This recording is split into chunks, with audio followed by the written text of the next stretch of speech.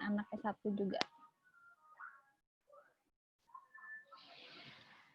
Oke, selanjutnya adalah terkait dengan penyertaan. Penyertaan dalam konteks di Indonesia kita juga tahu dia disebutnya dengan complicity.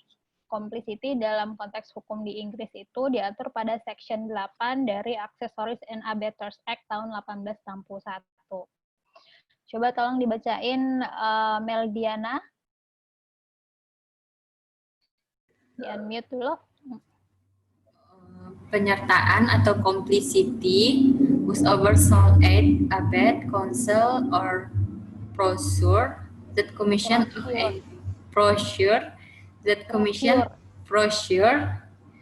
commission of any indictable offense shall be liable to be tried, convicted, and indicted as a principal offender.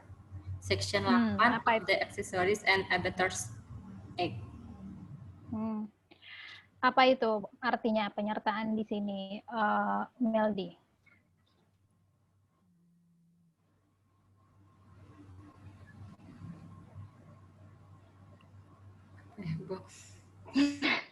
Apa ya, Bu? Whosoever, siapapun yang. Mungkin ada yang bisa bantu saya untuk menjelaskan di sini?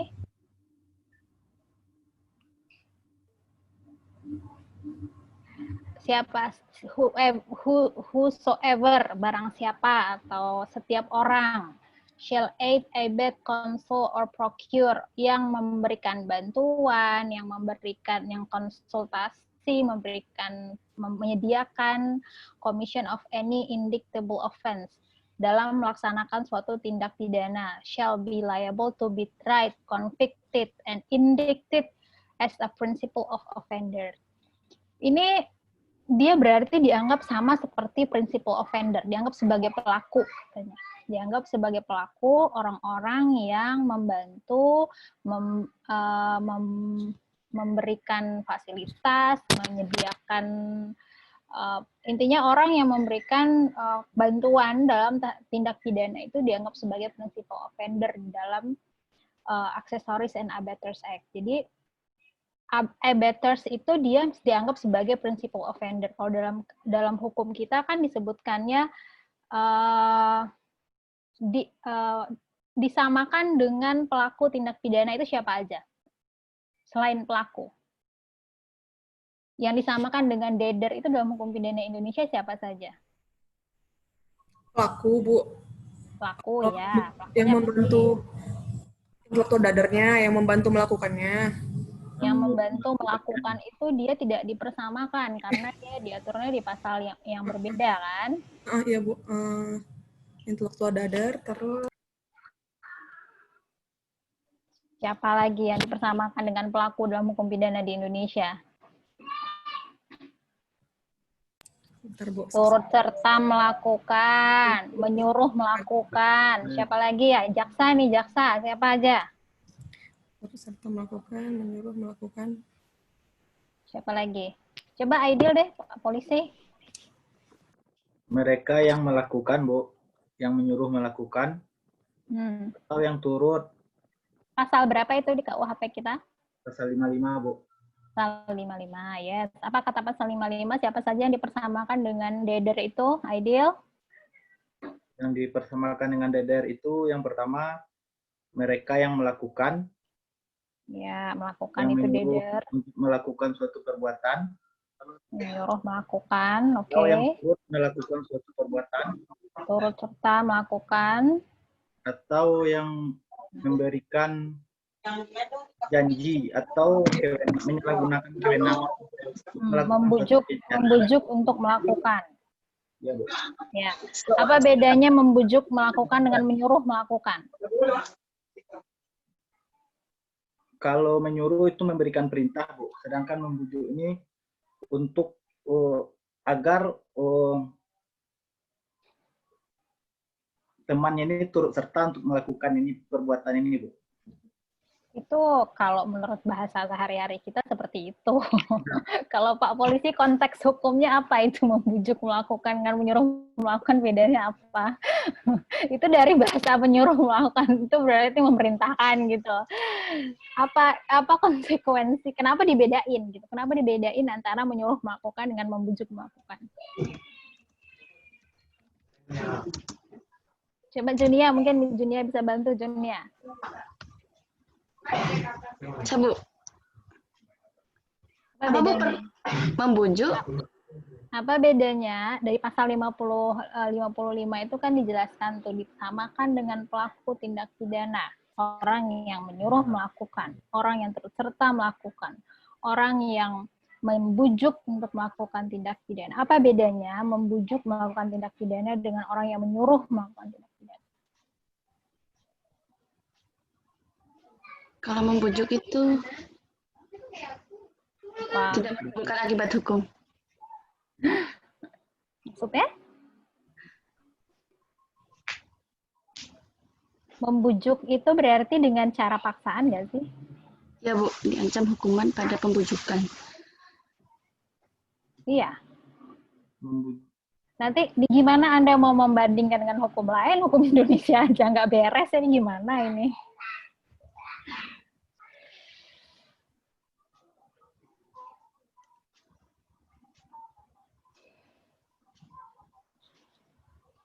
Kalau melakukan jelas lah ya, melakukan kan berarti dia melakukan tindak pidana.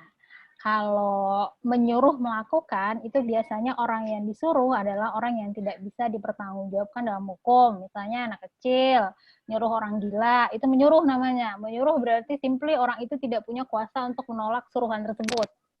Nah, terus kalau yang turut serta, tahu lah ya, turut serta berarti ikut bersama-sama melakukan tindak pidana. Terus mereka yang memberi atau menjanjikan sesuatu, menyalahgunakan kekuasaan, atau artinya membujuk dengan menjanjikan sesuatu, membujuk untuk dinikahi, membujuk untuk dikasih hadiah, gitu. Itu berarti yang membujuk. Seorang itu bisa dipertanggungjawab. Orang yang dibujuk, sebenarnya dia punya kuasa untuk menolak. Tapi kemudian dia terbujuk. Berarti orang itu adalah orang yang bisa dipertanggungjawabkan dalam hukum pidana. Ini disamakan dengan pelaku dalam pasal 55. Berbeda dengan orang yang memberikan bantuan dalam hukum pidana Indonesia diaturnya di pasal 56. Memberikan bantuan dalam pasal 56 itu ada konsekuensi terhadap pengurangan sanksi pidananya. Tidak dipersamakan dengan pelaku. Sedangkan dalam konteks hukum pidana di Inggris, menurut undang-undang, jadi dia punya undang-undang sendiri, undang-undang aksesoris and abettors, orang yang memberikan bantuan dan menjadi aksesoris dalam tindak pidana. Dia ada undang-undangnya sendiri di hukum di Inggris. Jadi dijelaskan di sini dia dipersamakan dengan offender, orang yang membantu, orang yang abet, console, or procure dari suatu tindak pidana itu disamakan dengan pelaku tindak pidananya.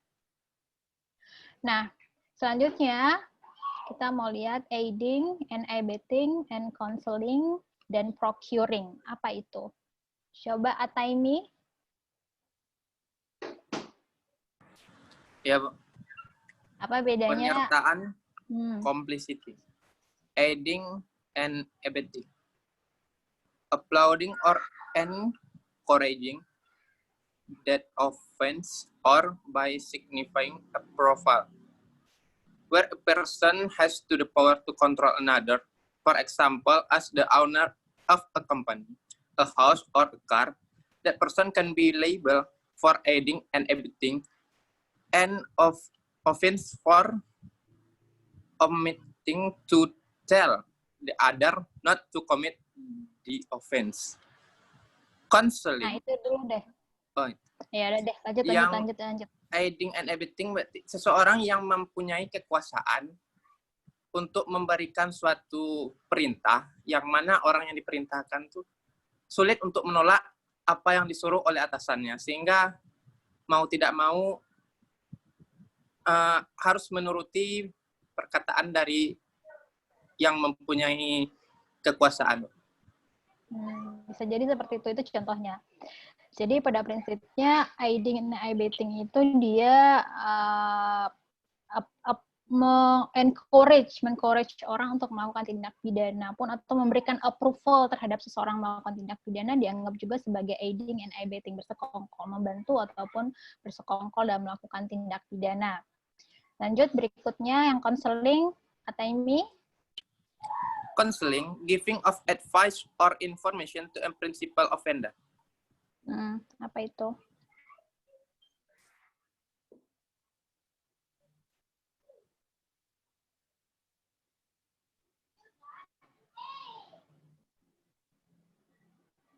Memberikan advice atau informasi kepada pelaku tindak pidana. Pelaku tindak Advice itu pidana. kan, advice itu apa sih? Saran. Saran.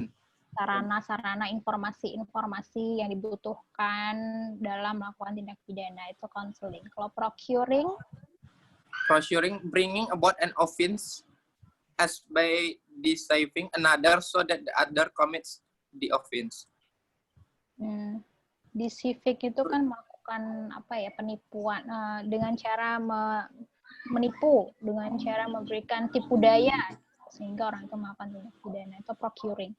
Nah, jadi pada prinsipnya ini kayak membujuk melakukan juga sebenarnya kalau procuring. Dan giving advice, information, ini memberikan sarana, kayak membantu sebenarnya counseling. Kalau aiding and abetting ini juga mirip membantu ataupun memberikan sarana. Jadi mirip-mirip seperti konteks Indonesia, tapi dia agak berbeda. Nah, jadi kalau kita lihat parties to a crime dalam hukum pidana di Inggris itu dia ada perpetrators. Perpetrators ini orang yang melakukannya, principal offender-nya tadi. Kemudian ada aiders and abettors, ada orang yang memberikan bantuan atau orang yang bersekongkol bersama-sama dengan principal tadi, dengan perpetrators-nya. Kemudian ada accessories before the fact, jadi ada orang yang membantu sebelum dilakukannya tindak pidana. Ada triggernya, triggerman ini kalau intellectual dader-nya, dan juga ada accessories after the fact, jadi orang yang memberikan bantuan setelah dilakukannya tindak pidana. Ini agak berbeda sedikit dengan konteks kita, cuman dia membedakannya seperti ini. Kalau kita kan tadi membedakannya ada dadernya, ada orang yang menyuruh melakukannya, ada orang yang turut serta melakukan. Ini seperti aiders and abettors. Terus ada orang yang membujuk melakukan, ini seperti aksesoris ataupun triggerman-nya. Dan ada orang yang membantu memiliki konsekuensi yang berbeda dalam hal pemberian pidananya dalam konteks hukum di Indonesia. Nah, selanjutnya kita mau ngebahas tentang pertanggungjawaban pidana korporasi atau corporate criminal liability. Kemarin kita sudah membahas terkait dengan pertanggungjawaban pidana natural person dalam pengertian subjek hukum manusia dalam hukum pidana di Inggris, di mana dia membedakan pertanggungjawaban itu dari sisi objektifnya itu harus ada actus reusnya atau perbuatan yang dia lakukannya, dan kemudian ada mens rea-nya atau bukan konteks kesalahan, bisa dipersamakan dengan konsep kesalahan dalam hukum pidana di Indonesia, tapi agak berbeda dengan konteks kesalahan. Nah, kalau tentang corporate criminal liability, doktrin ini pada awalnya dia menerapkan konsep strict liability atau pertanggungjawaban pidana mutlak terhadap korporasi. Sehingga dalam hal strict liability tidak perlu dibuktikan mens rea-nya. Karena pada awal-awal diterimanya pertanggungjawaban pidana korporasi sangat sulit untuk menjelaskan bagaimana korporasi itu bisa memiliki mens rea atau sikap batin atau niat jahat itu tadi. Kemudian mulai tahun 1944 dalam doktrin dalam ilmu hukum itu kemudian atas suatu tindak pidana yang membutuhkan subjective fault berdasarkan identification doctrine. Nah, jadi pada awalnya kan memang menggunakan prinsip strict liability. Tapi kemudian untuk tindak pidana yang membutuhkan subjective fault, mens rea, kayak misalnya pembunuhan. Pembunuhan itu kan pada prinsipnya adalah ketentuan yang diatur dalam common law, dalam hukum di Inggris. Dia nggak punya KUHP kan, jadi diaturin dalam common law. Dalam common law dijelaskan harus ada actus reus dan mens rea. Bagaimana menjelaskan kemudian pembunuhan itu dilakukan oleh korporasi, kemudian dia menggunakan doktrin identification. Nanti kita akan bahas. Kemudian mulai tahun 2007, perkembangan saat ini konsep yang lebih luas dan berbeda dari pertanggungjawaban pidana korporasi sudah diperkenalkan pada Corporate Manslaughter and Corporate Homicide Act tahun 2007. Jadi di 2007 di Inggris dia sudah mengeluarkan Corporate Manslaughter and Corporate Homicide Act tahun 2007 di mana korporasi itu clearly stated dalam undang-undang. Jadi undang-undang ini memang menjelaskan tentang korporasi yang melakukan pembunuhan. Manslaughter and homicide itu adalah pembunuhan. Jadi undang-undang ini hanya membahas tentang korporasi yang melakukan pembunuhan. Apa syarat-syarat untuk bisa dinyatakan korporasi itu melakukan pembunuhan dan segala macam. Which di Indonesia sampai saat ini belum bisa diterapkan. Nah, selanjutnya kita mau lihat pertanggungjawaban pidana tanpa kesalahan atau strict liability sebagai konsep pertama diterimanya pertanggungjawaban pidana korporasi di Inggris. Asas no liability without fault merupakan a constitutional principle, but there is a long history, of course. Mama, I get it A. What? I get an A. I have this. You made A? Yes, I'm like rabbit. Can I go? Okay. Can I have some time? I'm in a lecture. Yeah? Sorry. Nah, jadi pada prinsipnya menurut konstitusi, thank you.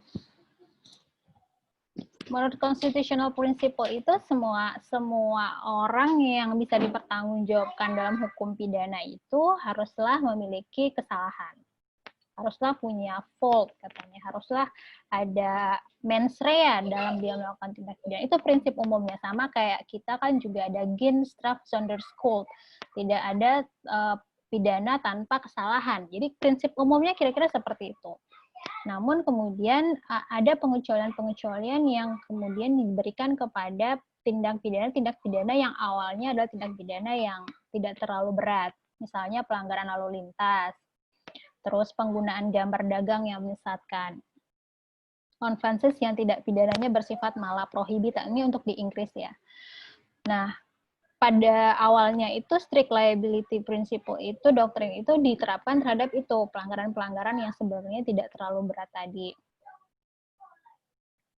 Sedangkan dalam konteks selanjutnya, dan karena memang korporasi itu sulit untuk ditemukan kesalahannya, karena memang dia tidak punya soul, katanya dia tidak punya jiwa, sehingga sulit untuk mencari kesalahannya, sehingga akhirnya memang lebih mudah untuk mempertanggungjawabkan korporasi sepanjang aktusnya ada, mens rea tidak perlu dibuktikan.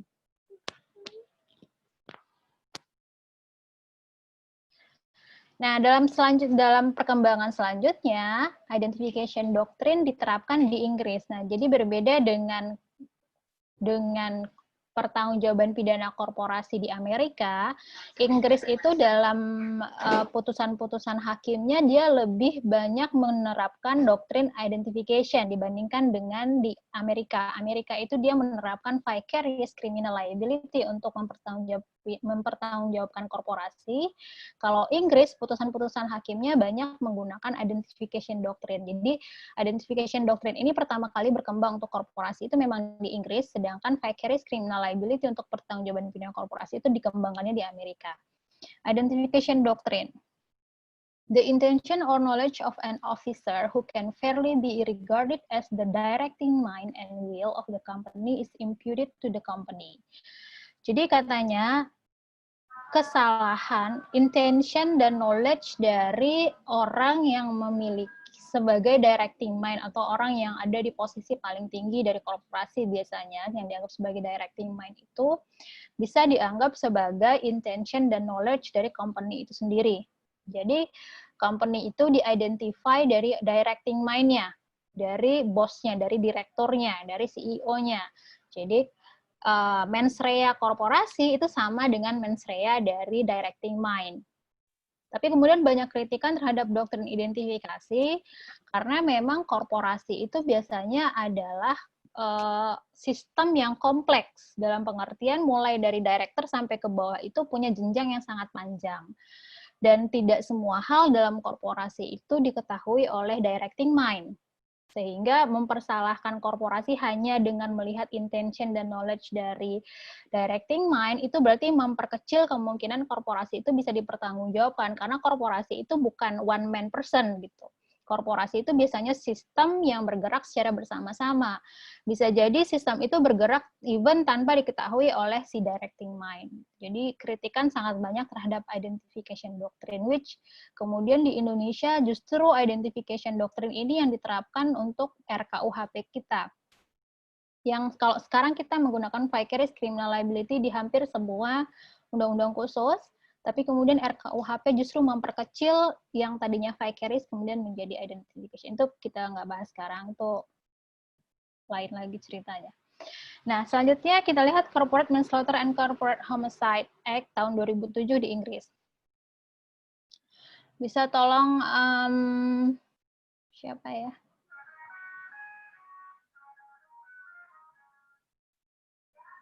Syahrini deh, Syahrini lagi deh. Tadi putus jaringan saya di laptop, Bu, pakai HP. Oh gitu, kelihatan nggak tulisannya? Kecil, Bu. Ntar, Kecil Bu, ya? laptopnya lagi loading, Bu. Tadi kesenggol kalinya.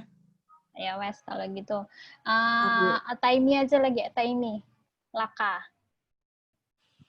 An organization must aware a relevant data of care and the way in which the activities of the organization were managed must amount to a gross breach of that data of care. A substantial element in the gross breach being the way in which the organization activity were organized by senior management, and it must have been caused as a result of the way the activity were organized or managed. Oke, Ataimi. Ini bukan kuliah bahasa Inggris sih, tapi saya ingin juga mengomentari bahwa nanti saya harapkan ya teman-teman semuanya ini lulusan Fakultas Hukum UNAN, tolong bahasa Inggrisnya diperbaiki karena akan sangat baik bagi teman-teman semuanya, baik untuk karirnya, baik untuk komunikasi secara global itu sangat penting. Jadi saya minta juga teman-teman semuanya untuk upgrade kemampuan bahasa Inggrisnya, paling nggak bisa mengerti, bisa membaca, dan memahami apa yang ada di sini. Nah, jadi sekarang Ataimi tolong dijelaskan apa ini. Apa katanya di Corporate Manslaughter and Corporate Homicide ini? Sebuah organisasi atau perkumpulan harusnya mempunyai hubungan antara duty of care itu apa ya? Tugas untuk memperhatikan. Dan sebuah jalan untuk organisasi itu untuk beraktivitas, di mana manajer harus memperhatikan breach of the duty of care. Memperhatikan.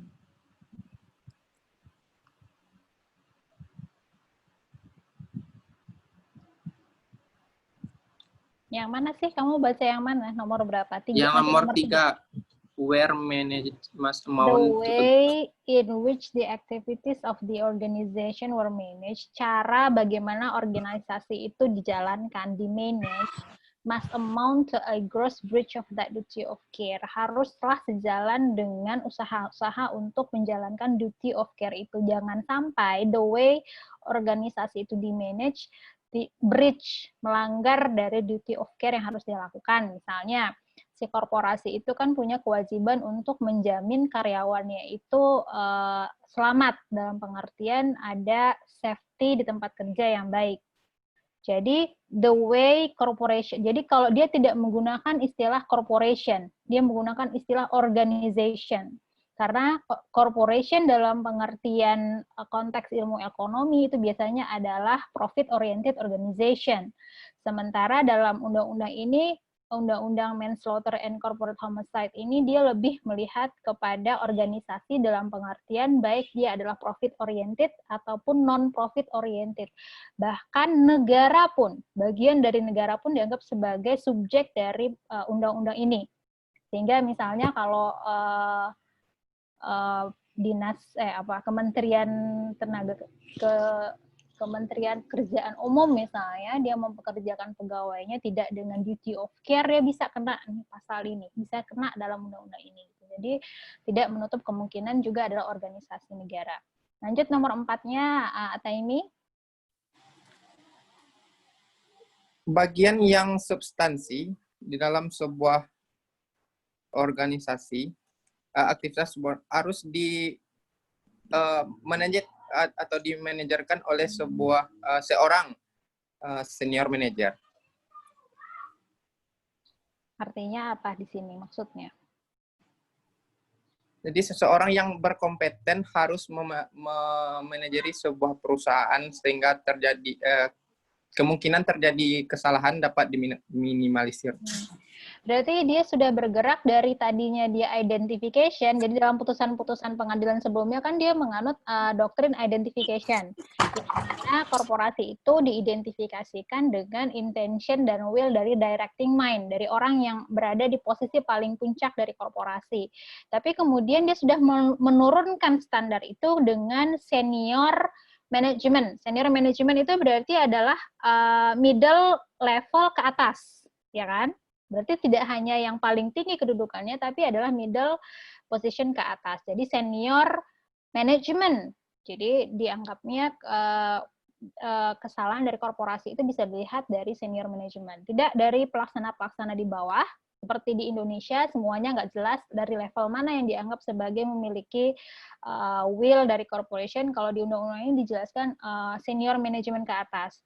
Dan tidak membatasi hanya di directing mind, bukan membatasi hanya di kepalanya saja, tapi dari atas, dari menengah ke atas lah kira-kira. Kemudian selanjutnya yang nomor 5-nya, Ataimi. Kematian harus mempunyai sebab sebagai sebuah hasil dari sebuah jalan aktivitas yang di manajer, sebuah organisasi yang di organized or managed. Jadi kematian ini kan ceritanya adalah undang-undang yang menyatakan korporasi melakukan pembunuhan. Jadi korporasi melakukan tindak pidana pembunuhan. Jadi katanya kematian itu haruslah disebabkan karena bagaimana korporasi itu di-manage atau di-organized. Jadi bukan karena kesalahan kecil dari seorang pegawai kecil, tapi kematian itu disebabkan karena sebuah sistematisasi dari budaya korporasi itu yang mengakibatkan kematian dari korban. Gitu. Jadi yang disebut dengan tindak pidana pembunuhan yang dilakukan oleh korporasi itu haruslah disebabkan karena aktivitas dari bagaimana korporasi itu diorganize atau di-manage. Jadi sistematis atau budaya korporasinya itulah yang mengakibatkan orang itu mati. Gitu. Selanjutnya, causation. Causation pada prinsipnya tidak ada dalam legislation juga yang membahas tentang causation, sama kayak di Indonesia. Di dalam Undang-Undang Indonesia kan kita juga tidak ada tuh menjelaskan tentang konsep kausalitas. Kita belajar tentang conditio sine qua non, itu kan ada dalam hukum pidana. Ketika kita belajar hukum pidana, nggak ada dalam undang-undang kan prinsip kausalitas apa yang kita anut di Indonesia itu nggak ada. Nah, prinsipnya adalah seseorang dikatakan menyebabkan suatu tindak pidana jika his or her voluntary conduct was the last significant contributory act but for which the event would not have occurred. Sama kayak di Indonesia sih sebenarnya. Kalau kita kan menggunakan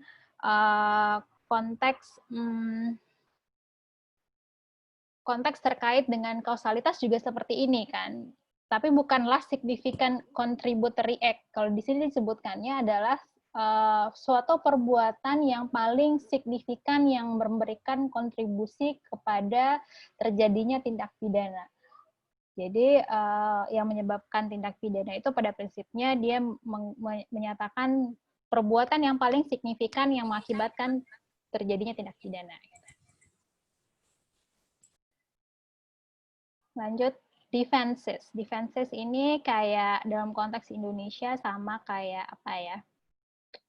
alasan pembenar dan pemaaf, excuses dan justification. Alasan pembenar dan pemaaf.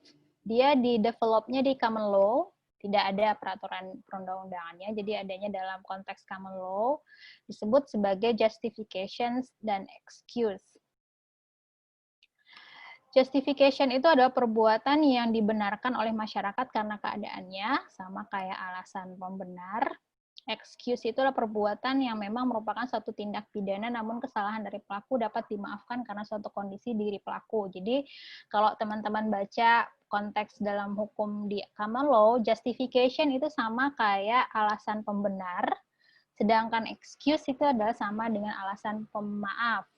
Alasan pembenar itu dia perbuatannya memang tidak ada kesalahan di dalamnya, jadi karena dia menjalankan peraturan perundang-undangan misalnya, itu dibenarkan. Tapi kalau alasan pemaaf misalnya orang gila yang melakukan orang gila yang melempar ataimi di jalan, dia salah, dia melakukan tindak pidana penganiayaan misalnya, tapi nggak bisa tapi kesalahannya itu kita maafkan karena memang dia gila gitu. Jadi kesalahannya ada tapi dimaafkan. Itu excuse kalau di konteks common law. Kalau di konteks di justification itu adalah alasan pembenarnya. Selanjutnya justification. Justification dalam konteks common law itu ada necessity, ada self-defense, dan ada consent. Nah, necessity menurut RA Conjoined Twin Surgical Separation adalah justifiable to carry out an operation that separated conjoined twins and caused the death of the weaker twin so as to save the life of the stronger one. Necessity dalam hal ini, contohnya adalah ketika seorang dokter melakukan pemisahan bayi kembar yang lahir kembar, yang mana kemudian dia menyelamatkan salah satu bayi dan kemudian mengakibatkan bayi yang satu lagi yang lebih lemah itu meninggal. Kemudian hakim menyatakan bahwa dalam kondisi ini perbuatan dari dokter itu necessity, perlu untuk dilakukan sehingga dia bisa diberikan justifikasi atau pembenaran terhadap tindakannya itu sehingga tidak bisa dipidana, termasuknya justification, necessity, kondisi necessity, kondisi yang harus diambil dalam kondisi orang normal dalam profesi yang sama. Itu standarnya untuk menyatakan itu necessity. Selanjutnya adalah self-defense. A long-standing defense to crime at common law, elements-nya adalah necessity dan reasonableness, proportionality. Mirip kayak necessity, tapi self-defense lebih kepada pembelaan diri dalam konteks dia dalam kondisi yang keadaannya tidak bisa melakukan voluntary act. Entah karena dia diserang juga atau karena kondisi lainnya. Dalam hukum Indonesia juga ada kan self-defense, pembelaan diri juga ada. Selanjutnya consent. Contohnya adalah dalam Section 74 of the Sexual Offences Act 2003, a person consents if he or she agrees by choice and has the freedom and capacity to make the choice. Jadi consent dalam pengertian justification di sini misalnya ketika undang-undang tentang sexual offenses itu menyatakan kalau misalnya sudah ada konsen, persetujuan dari orang yang melakukan perbuatan seksual tersebut, artinya kalau sudah ada konsen sehingga tidak ada sexual offense gitu. Jadi itu adalah justification untuk bisa membenarkan perbuatan tersebut. Jadi ini nggak ada di hukum Indonesia konsen ya. Jadi kalau misalnya hubungan seksual tersebut dilakukan dengan konsen dari salah satu pelaku yang mungkin kemudian menjadi korban, itu dianggap sebagai justification dari si pelaku untuk bisa dibebaskan dari sanksi pidana. Selanjutnya adalah excuse, mistake, ignorance of law or fact. Ignorance of fact, contohnya adalah Sexual Offences Act 2003, for example, the definition of rape includes the requirement that the defendant did not reasonably believe that the complainant was consenting. Ini maksudnya apa ini? Jadi dia dia berpikir bahwa si korban itu sudah reasonably believe, berprasangka bahwa si korban ini memberikan konsennya, setuju untuk melakukan hubungan seksual tersebut. Tapi ternyata enggak gitu. Jadi itu dianggap sebagai defenses, ignorance of facts. Juga dianggap sebagai defense. Jadi dia berprasangka si perempuan ini setuju untuk melakukan hubungan seksual, tapi ternyata enggak. Ignorance of law, contohnya adalah Section 3 Control of Pollution Act 1974, a defense of reasonable mistake of law where an official's advice has been sought. Jadi misalnya dia sudah dapat advice dari negara dan kemudian dia merasa itu adalah sebuah alasan yang benar untuk melakukan perbuatan tersebut, padahal ternyata enggak. Jadi ignorance of law. Kita nggak punya judulnya ignorance of law. Ignorance of law kita menganggapnya sebagai perintah yang sah dari pejabat yang berwenang. Kita tidak menyebutnya sebagai ignorance of law. Oke, saya cepat aja ya, karena materi kita masih banyak dan kita sudah mau UAS. Insanity or diminished capacity. Applies to all offenses, berlaku terhadap semua tindak pidana. If successful, the defense of insanity leads to a special verdict of not guilty by reason of insanity and to a medical disposal. Jadi sama kayak kita, kegilaan, orang gila, insanity. Where the defendant proves that he was suffering from such a defect of reason arising from disease of the mind. Jadi dia tidak memiliki kemampuan untuk berpikir, memiliki logika, sama kayak konsep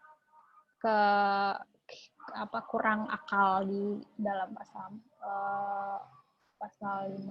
44. In the second half of the 20th century, the courts expanded it to encompass such conditions as epilepsy, sleepwalking, and diabetes leading to hyperglycemia. Jadi bukan cuma karena gila dalam pengertian gila yang telanjang-telanjang di jalan itu aja. Jadi kalau dalam konteks hukum di Inggris juga termasuk adalah penyakit sleepwalking, orang yang berjalan sambil tidur terus dia tanpa sadar melakukan tindak pidana, itu juga termasuk ke insanity, keadaan gila yang menyebabkan dia tidak sadar melakukan tindak pidana yang mengakibatkan dia kehilangan logika berpikirnya, kemampuan untuk memberikan reasoning terhadap apa yang dia lakukan. Selanjutnya, excuses intoxication. Dalam konteks Indonesia, intoxication kita nggak kenal ya. Jadi misalnya, intoxication itu berarti dia kehilangan akalnya karena pengaruh obat-obatan. Intoxic karena obat-obatan. Entah itu karena narkotika, entah itu karena alkohol. Dalam konteks Indonesia itu tidak dianggap sebagai alasan yang memberikan excuse bagi si pelaku untuk mendapatkan peringanan dari pidananya. Jadi ketika dia terintoxicated itu dia nggak menyadari apa yang dia lakukan. It is relevant as to whether or not the defendant had the required mens rea for the offense. Depends on whether the offense is on one of specific or basic intent and whether the intoxication was voluntary or non-voluntary. Jadi gimana kalau misalnya dia memang kalau dia di-intoxicate karena orang lain, itu depends on itu katanya. Kalau misalnya dia mabok, terus dia dengan sadar mengendarai kendaraannya, terus dia menabrak mobil, kesalahannya adalah dia menjalankan mobil dalam keadaan mabok. Bukan kesalahannya menabrak orang dalam kondisi, bukan karena menabrak orangnya. Jadi kesalahannya adalah menjalankan mobil karena keadaan maboknya. Specific intent-nya, those which require specific intention for mens rea, misalnya murder. Basic intent-nya adalah reckless is sufficient for mens rea, misalnya manslaughter. Oke. Selanjutnya, duress. There is a long-standing defense of duress at common law. Contohnya adalah dalam kasus Regina versus Hassan. Regina ini adalah kayak negaranya Inggris. If there is a threat that death or serious bodily harm will follow immediately or almost immediately on the failure to comply, and the threat may be to the defendant or towards somebody for whom he reasonably regarded himself as responsible. A sober person of reasonable firmness sharing the characteristics of the defendant. Jadi dalam kondisi, coba tolong Aidil dibantu saya menjelaskan sebentar.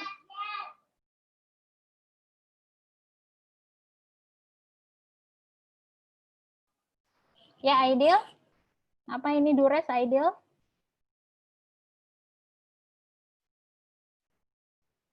Di unmute dulu sebentar, di unmute dulu mikrofonnya.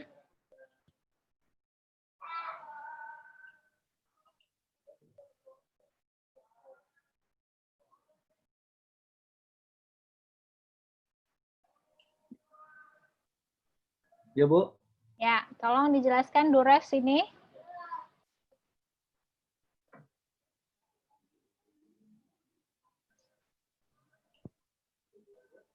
Apa ini Dures ini maksudnya?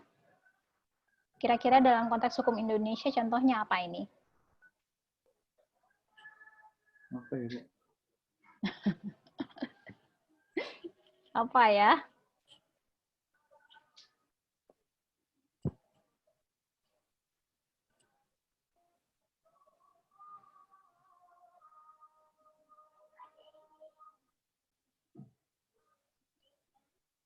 Apa ini kira-kira nih tentang apa nih Dures ini? Ini bentuk excuse yang mana ini? Kalau di Indonesia.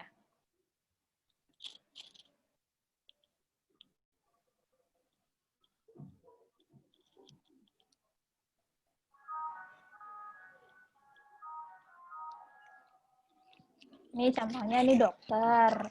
Dokter itu kan bertanggung jawab terhadap misalnya keselamatan pasiennya. Towards somebody for whom he reasonably regarded himself as responsible.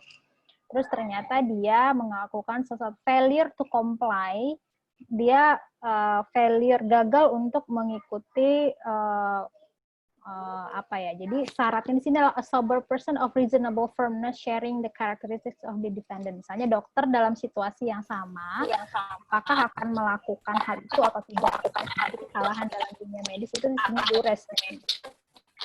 Apa ya dalam konteks Indonesia? Jadi dalam hal ini dia melakukan pertimbangan haruslah sesuai dengan konteks orang-orang dalam posisi yang sama, yang memiliki karakteristik yang sama, dengan orang yang memiliki reasonable firmness yang sama, sehingga dia mengambil keputusan itu haruslah sesuai dengan standar misalnya etika kedokteran yang benar gitu. Jadi kalau dia mengambil putusan di luar itu, maka itu tidak dianggap sebagai Dures. Kira-kira itulah ya. Lanjut kita ke sanksi. Sanksi dalam konteks common law, each offense has a statutory maximum sentence except for a small number of common law offenses. There are very few mandatory minimum sentences in English criminal law. Jadi dia jarang banget ada ketentuan terkait dengan sanksi minimum. Kalau di kita juga kan sebenarnya sanksi minimum itu cuman adanya di dalam undang-undang khusus ya, kecuali dalam tentang pelanggaran. Jadi dalam hukum Indonesia juga sebenarnya kalau untuk ketentuan umum yang ada di KUHP itu ketentuan minimum itu kan juga nggak ada. Di Inggris juga sama seperti itu. Jarang sekali undang-undangnya mengatur tentang sanksi minimum dari suatu tindak pidana. Kalau di Indonesia kebanyakan adalah di undang-undang khusus. Dan semakin banyak undang-undang khusus, memang legislator kita semakin banyak menuliskan ketentuan minimum.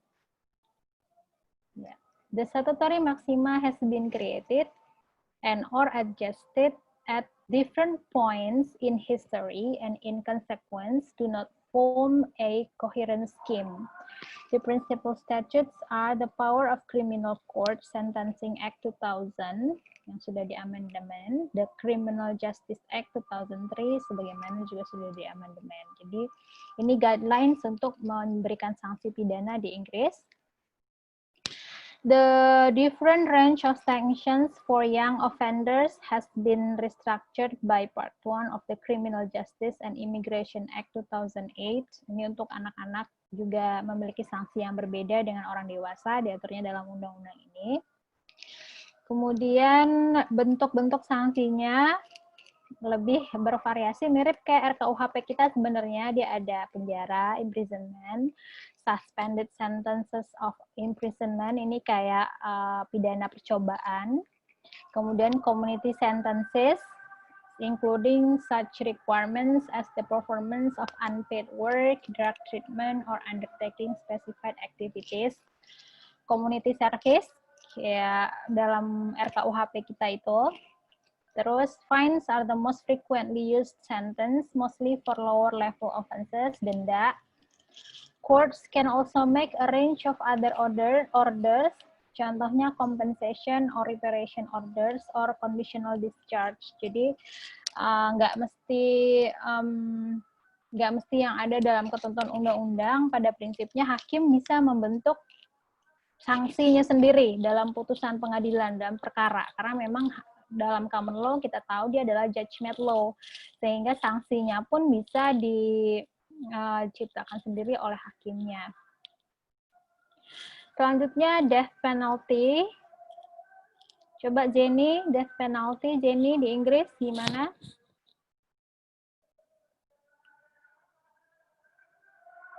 Coba di unmute dulu. Effectively abolished in 1969, there is still widespread popular support for some use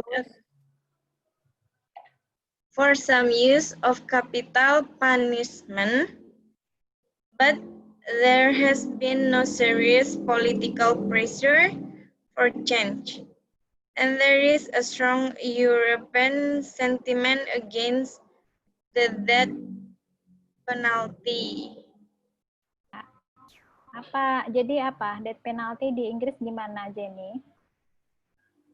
Capital punishment. Capital punishment itu apa, Bu? Ya, pidana mati. Pidana mati. Death penalty, capital punishment itu sama kayak pidana mati. Jadi di Inggris itu sudah ditiadakan lah. Pidana mati udah nggak ada di Inggris. Berbeda dengan kita yang masih banyak perdebatan, tapi di RKUHP kita masih mengadopsi pidana mati. Tapi kalau di Inggris sejak tahun 1969 dia sudah tidak lagi memiliki pidana mati, dan karena memang juga di negara-negara Eropa sudah menghimbau untuk menghilangkan pidana mati dari hukum pidananya. Selanjutnya, klasifikasi tindak pidana. Sedikit lagi, saya pengen menyelesaikan hukum pidana di Inggris hari ini. Karena memang dia nggak punya tidak punya KUHP-nya, jadi memang nggak ada pembagian kayak kita misalnya buku 1, buku 2. Buku 1 isinya ada pembunuhan, pencurian, macam-macam. Dia tersebar di berbagai common law dan juga dalam berbagai undang-undang yang kemudian dimunculkan belakangan. Selanjutnya adalah homicide. Homicide itu dia dibagi menjadi 3 gradasinya. Dari yang paling berat itu murder, is the most serious form of homicide. Kemudian adalah voluntary manslaughter, dan selanjutnya adalah involuntary manslaughter. Jadi pembunuhan dalam homicide dalam konteks common law, dalam konteks hukum di Inggris dia dibagi 3 gradasi. Yang paling berat adalah murder, yang kedua adalah voluntary manslaughter, yang ketiga adalah involuntary manslaughter.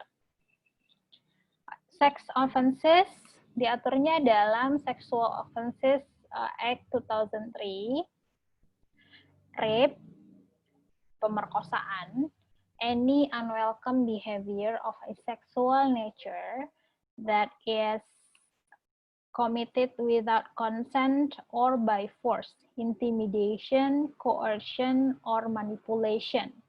Sexual misconduct can be committed by a person of any gender, and it can occur between people of the same or different gender. Jadi dia bilang kalau rape itu haruslah suatu perbuatan hubungan seksual yang dilakukan tanpa konsen, tanpa persetujuan dari salah satu pihak, yang dilakukan dengan pemaksaan atau intimidasi atau dengan manipulasi. Dan dia itu bisa gendernya apa aja. Nggak mesti laki-laki memperkosa perempuan. Bisa juga perempuan memperkosa laki-laki, bisa juga laki-laki memperkosa laki-laki, atau perempuan memperkosa perempuan. So, tidak ada permasalahan gender dalam pemerkosaan di dalam Sexual Offences Act 2003. Dan Section 1 of this 2003 Act itu extends the definition of rape beyond vaginal and anal intercourse to include oral penetration, and the maximum sentence is imprisonment for life. Jadi not only intercourse dalam pengertian, kalau kayak kita kan pemerkosaan kan benar-benar definisinya adalah masuknya kelamin laki-laki ke tempat perempuan kan. Kalau di sana enggak, lebih walaupun dia adalah oral penetration pun termasuk dalam rape, dan kemudian anal intercourse pun termasuk dalam itu gitu. Jadi lebih luas rape dalam pengertian di sana. And it must be proved that the complainant did not consent to the penetration. Dan yang paling penting adalah consent tadi itu. Sepanjang consent itu nggak ada, maka itu adalah rape. Selanjutnya adalah theft and fraud. Diaturnya dalam Theft Acts of 1968 and 1978, Fraud Act 2006. Several offenses of deception in the Theft Acts have now been replaced by offenses under the Fraud Act 2006. Jadi pencurian kemudian sudah banyak ketentuan-ketentuan dari Theft Act itu dijadikan ketentuan-ketentuan yang ada di dalam Fraud Act. Section 2 of the 2006 Act, dishonestly making a false representation in order to make a gain or cause a loss. Jadi pada prinsipnya apa ya? Mendapatkan keuntungan atau mengakibatkan orang lain rugi dengan cara yang tidak jujur. Itu adalah fraud.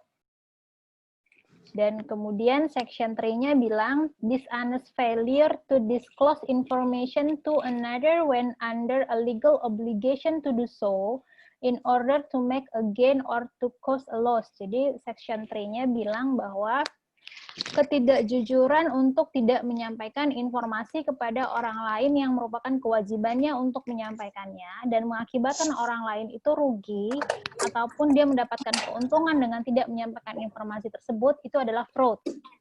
Jadi sangat luas pengertian fraud dalam konteks hukum di Inggris. Oke, selesai hukum pidana di Inggris. Sampai di sini ada pertanyaan dulu terkait dengan hukum pidana di Inggris sebelum kita pindah ke hukum pidana di China. Seminggu lagi. Inggris sudah khatam?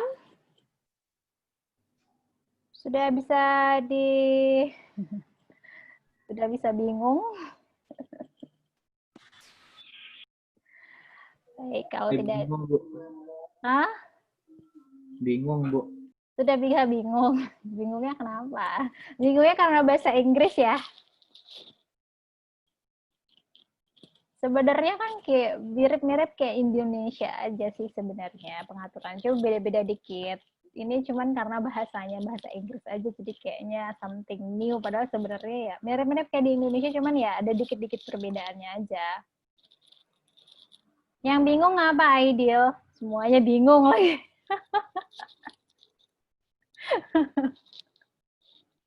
Kalau semuanya bingung, saya juga susah. Gimana? Yang penting gini aja, kalau untuk bisa mempelajari hukum di Inggris ini, at least Anda tahu justification sama excuse, gitu-gitu lah. Ya basic-basic tahu lah, theft, fraud, terus konteks mens rea, actus reus, itu kan ya basic-basic itu at least Anda bisa acquire apa yang sudah disampaikan. Kalau semua bingung ya susah juga kita ya. Baik, kalau memang tidak ada pertanyaan, entah karena memang sudah mengerti, entah karena memang bingung, saya tutup pertemuan kita ya dengan mengucapkan hamdalah dan semoga apa yang disampaikan bermanfaat baik bagi Anda maupun bagi saya. Saya mohon maaf kalau ada kekurangan. Saya tutup. Assalamualaikum warahmatullahi wabarakatuh. Waalaikumsalam warahmatullahi wabarakatuh. Terima kasih, Ibu. Terima kasih, Bu. Bu. Izin, Bu. Arif kalau menjawab Halo, salam. Assalamualaikum. Bu, izin, Bu. Iya, siapa yang izin? Rahmat Ramli, Bu. Rahmat Ramli. Kenapa? Tadi saya belum ngambil absen, Bu. Saya terlambat join, Bu. Oh, Debbie satu, Bu. siapa? Debbie Ramadhani, Bu. Bi Ramadhani. Rahmat Ramli sama Oke. Sama Debbie. Debbie, kamu nomor absen berapa ya? Debbie Ramadhani. Oh ya, ini oke ada. Ya, makasih, Bu. Oke, ada lagi? Oke, saya tutup ya pertemuan kita. Kalau memang ada yang masih berkendala terkait dengan absen, boleh WA, tapi saya tidak jamin WA-nya dibalas. Saya pusing baca WA, banyak banget. Baik, saya tutup. Assalamualaikum warahmatullahi wabarakatuh. Waalaikumsalam. Waalaikumsalam.